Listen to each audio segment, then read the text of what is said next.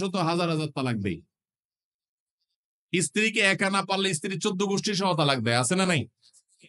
এগুলা বিভ্রান্তি। যারা বিবাহ করেছেন তাদেরকে বলছি, আর যারা বিবাহ করবেন তাদেরকেও বলছি, খবরদার, দাম্পত্য জীবনে স্বামী স্ত্রীর মধ্যে যত বোঝাপড়ার গরমিল হোক, যত গন্ডগোল ফাসাদ হোক, কখনো রাগ উঠলো আর তালাক ঝেড়ে দিলেন, এই কাজটা কখনো করবেন না।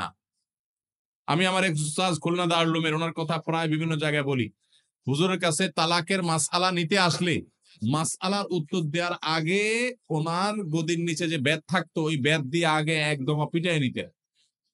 সে কোনো অফিসার, সে কোনো ব্যবসা প্রতিষ্ঠানের মালিক এসব দেখা দেখি নাই। তালাকের মাসআলা কোনো পুরুষ লোক জানতে আসছে, এই মাসআলার উত্তর দেওয়ার আগে উনি ব্যাটটা বের করে শরীরে যত জোর আছে জোর দিয়ে 4-5টা বাড়ি আগে মারতেন, এরপরে ব্যাটটা রাইখা বলতেন, এবার বলো মাসআলা কি। কারণ চুন থেকে নুন খসলেই তালাক। তালাক কি মায়ের হাতের মোয়া? মনে চাইলো তালাক দিয়ে দিলেন। একটা সম্পর্ক থাকা না থাকার ব্যাপার।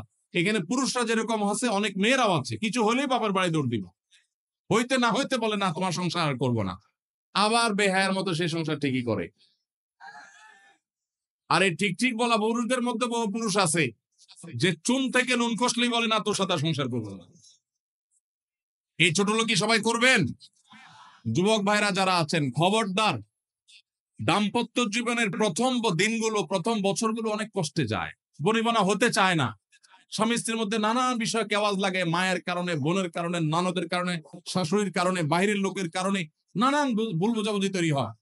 দিন যত অতিবাহিত হতে থাকবে, যত পারিবারিক জীবনটা সামনে এগোতে থাকবে, লাস্টিং করতে থাকবে, সন্তান বড় হতে থাকবে, ইনশাল্লাহ দেখবেন এগুলো সব হারায় যাবে।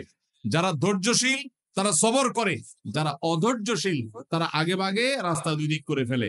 এই জন্য ধৈর্য সহ্য ছাড়া কখনো পারিবারিক জীবন টিকানো সম্ভব নয়।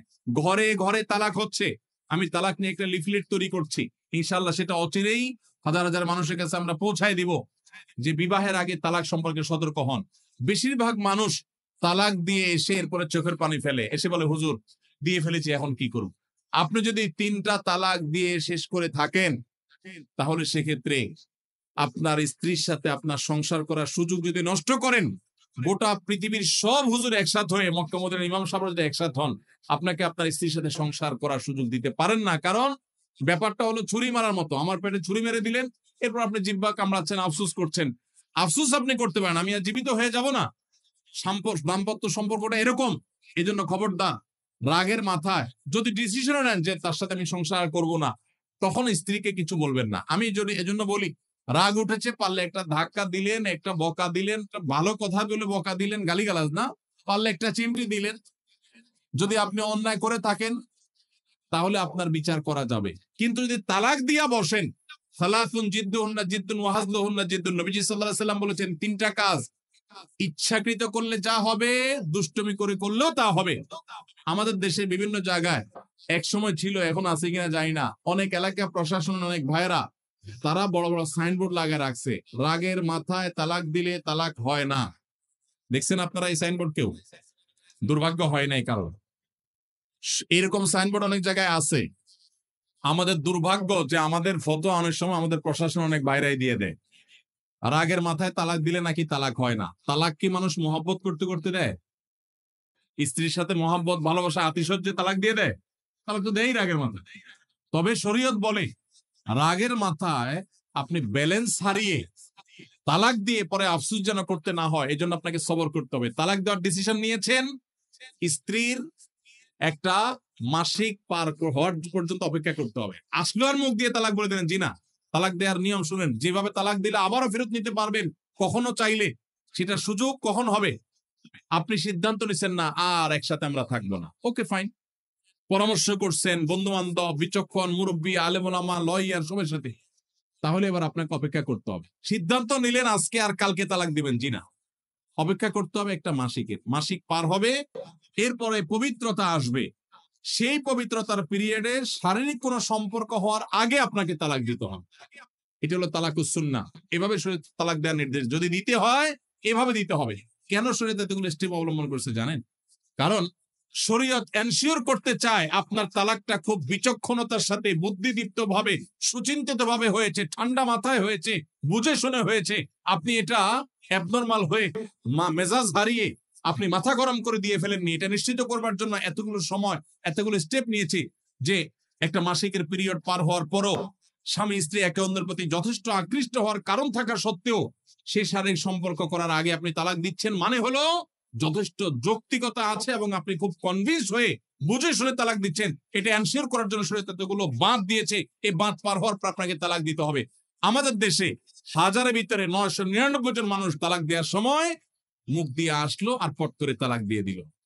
এটা সুন্নাহ তালাক নয়। এই তালাকটা এইভাবে তালাক দেওয়া এটা একটা গুনাহের কাজ। এভাবে তালাক দিবেন না, তালাক দেওয়া যাবে না।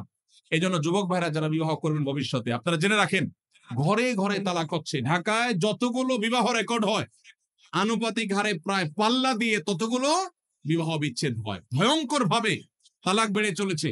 কয়েক জায়গায় মাহফিলে গিয়েছি, এলাকার চেয়ারম্যান সাহেবরা বলছে, ভাই আমি চেয়ারম্যান হওয়ার পরে যে বিচার আচার আমার কাছে আসছে বিসমিল্লাহ করছি তালাকের বিচার দিয়া। একজন বলছেন যে কয়েকদিনের ভিতরে 20-25টা তালাকের বিচার আসছে, আর যেগুলো আমার কাছে আসে সেগুলো তো আমাদের হিসাবের বাইরে। এই জন্য আপনাদের প্রতি উদাত্ত আহ্বান রাখতে চাই, আমাদের সংসারগুলো সব খান খান হয়ে যাচ্ছে। সবাই সংযমী হতে হবে, ধৈর্যশীল হতে হবে। as-sabru জাযাউহু আল জান্নাহ, সবরের বিনিময়ে আল্লাহ তাআলা জান্নাত দান করবেন। সবাই সবর করবেন তো ইনশাআল্লাহ। দাম আর যা হোক, খবরদার কখনো মাথা গরম করে তালাক দিবেন। আমি যেভাবে বলেছি সুন্নাহসম্মত তালাক, এভাবে যদি পিরিয়ড যাওয়ার পরে সুস্থ হওয়ার পর শারীরিক সম্পর্কের আগে একটা তালাক দিবেন, এটা হলো সুন্নত। তালাক কয়টা হবে? একটা। একটার বেশি তালাক দিবেন সেটা জায়েজ হলো না, জায়েজ হবে একটা তালাক। একটা তালাক দিলেন, বাস রেখে দিলেন। 2 মাস 3 মাস পার হয়ে গেল, অটোমেটিক সম্পর্ক ছিন্ন হয়ে গেলে দুজন দুদিকে যেতে পারেন, আলাদা বিয়ে হতে পারে। আবার বহুকাল পরে চাইলে নিজেরা শুধু বিবাহ পড়িয়ে আগ্ধ করে আবার একত্র হয়ে যেতে পারবেন। আর যদি আপনি একটা দিয়েছেন আবার আরেকটা দিয়েছেন, 6 মাস পর আরেকটা দিয়েছেন, দিয়ে দিয়ে 3টা শেষ করে ফেলছেন, তাহলে আর কখনো বিবাহ যদি মক্কার ইমাম সাহেব এসেও পড়ায় তারপর আর একসাথে থাকতে পারবেন না। আল্লাহ তাআলা আমাদেরকে এই বিবাহ বন্ধন এবং তালাকের ক্ষেত্রে শরিয়াকে মেনে চলার তৌফিক দান করুন।